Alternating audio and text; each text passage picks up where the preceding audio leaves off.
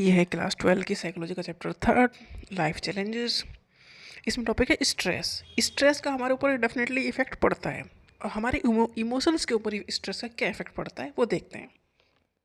तो स्ट्रेस है क्या? Stress is the body's response to demand और चैलेंज। देखो कोई भी डिमांड या कोई भी चैलेंज हम फेस कर रहे हैं तो मतलब उसमें दिक्कत तो हमें होगी, प्रॉब्लम तो हम फेस करेंगे। तो जो हम प्रॉब्लम फेस कर रहे हैं मतलब कुछ भी चेंज हुआ है उस समय तो हमें स्ट्रेस होगी।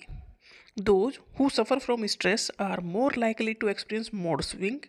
स्ट्रेस है तो मूड स्विंग होंगे, बिहेवियर चेंज होगा। इससे हो सकता है कि हम अपनी फैमिली या फ्रेंड्स से दूर हो जाएं। That may एलिनेट them from family and friends. Definitely अगर हमें स्ट्रेस है तो हमारा गुस्सा कहीं ना कहीं तो निकलेगा और उससे ज़्यादा अफेक्टेड हमारी फैमिली या फ्रेंड ही होते हैं। In some cases this can start a vicious circle. देखो ये एक ऐसा सर्कल है जो कभी खत्म नहीं होता, घूम फिर के वहीं आ जाते हैं हम। ऑफ डिक्रीजिंग कॉन्फिडेंस, स्ट्रेस है तो हमारा कॉन्फिडेंस डिक्रीज होगा, leading to more serious emotional problem. देखो कॉन्फिडेंस नहीं है तो चीज़ें और भी नीचे जाएंगी। अब स्ट्रेस का इफेक्ट क्या पड़ता है हमारी इमोशनल हेल्थ के ऊपर, क्या इफेक्ट पड़ता है? जैसे एंजाइटी है, फियर है, ये हमें कांस्टेंट वरी देगा, चिंता हम कांस्टेंट करते रहेंगे। नर्वसनेस देगा, रेस्टलेसनेस होगी। मतलब ये इमोशनल इफेक्ट हमारे ऊपर पड़ेंगे स्ट्रेस के।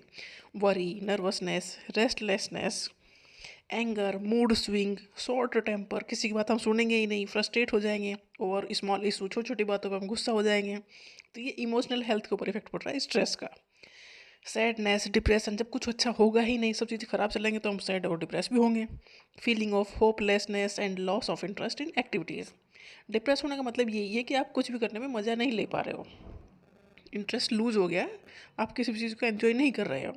तो इमोशनल जो हेल्थ है उसके ऊपर इफेक्ट पड़ता है स्ट्रेस का, कि आपके अंदर जो फीलिंग आती है वो इंटरेस्ट ख़त्म कर देती है किसी भी चीज़ में। सेल्फ कॉन्फिडेंस कम हो जाता है, सेल्फ डाउट ज़्यादा हो जाता है।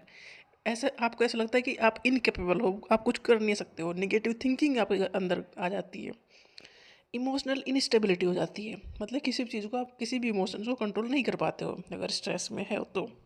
Stress affect how we think and behave. Stress का ऊपर, स्ट्रेस का हमारे ऊपर इफेक्ट ये पड़ता है कि हम सोचना समझने की ताकत को कहीं ना कहीं लूज कर जाते हैं। Poor concentration, memory problem, difficulty in making decision, decision लेने में दिक्कत होगी।